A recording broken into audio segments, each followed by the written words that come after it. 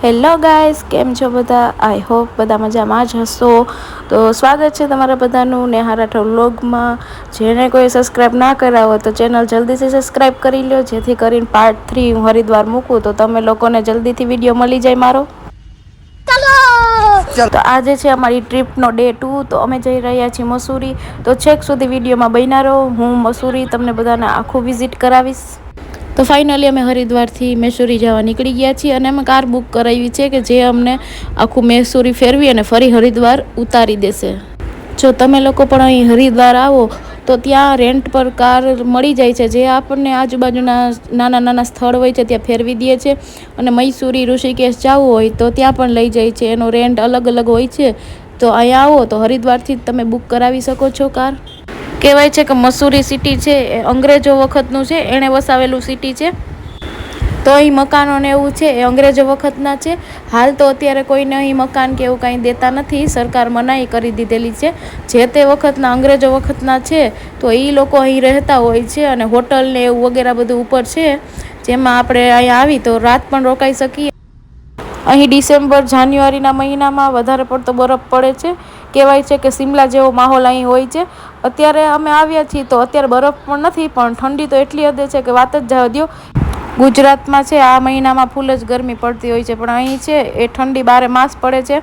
તો અહીંના લોકો છે એ 12 મહિના સ્વેટર પહેરતા હોય છે. અમે લોકો આવ્યા તો અમે સ્વેટર લાવ્યા નથી, અમને એવી ખબર નહોતી કે અહીં એટલી બધી ઠંડી હશે. અહીં શિમલા મનાલી જેવું વાતાવરણ હોય છે. તો હાલ અમે પહેલા સ્ટોપ પર પહોંચી ગયા છીએ. ત્યાં વોટરફોલ આવેલો છે, તો રોપવેમાં જઈ અને નીચે વોટરફોલ સુધી જવાનું હોય છે. તો હું તમને બધાને બતાવું છું.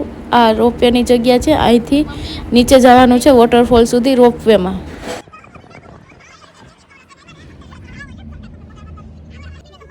રોમ રોમ ભાઈઓ. તમને જે નીચે ઓલા મકાન દેખાય છે એ અંગ્રેજો વખતના છે, તે અંગ્રેજોએ બનાવેલા છે. મસૂરી આવીએ તો આપને સ્વર્ગ જેવું ફિલિંગ થાય છે, જાણે સ્વર્ગમાં આવ્યા હોય. એટલું સરસ મજાનું મૈસૂરી છે. તો તમે લોકો અહીં હરિદ્વાર આવો તો મૈસૂરીની વિઝિટ જરૂરથી કરજો.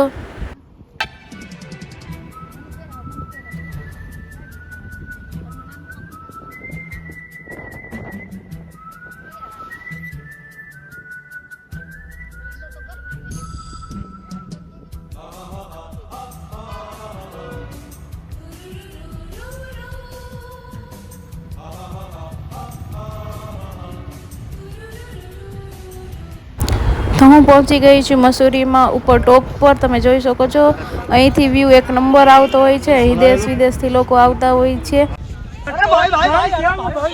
અને અહીં હોટલું ને એવું પણ છે, અને અહીંયા બાઇક રેન્ટ પર મળી જાય છે.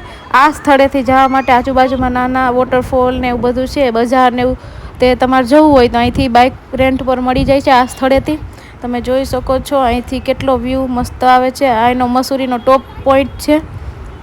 અમે થોડા ફોટોશૂટ ને એવું કરી લીધું છે. ત્યારબાદ અમે આગળ થોડી ખરીદી કરવા માટે બજારમાં આવી ગયા છીએ. તમને બતાવ્યા છે એની બજાર.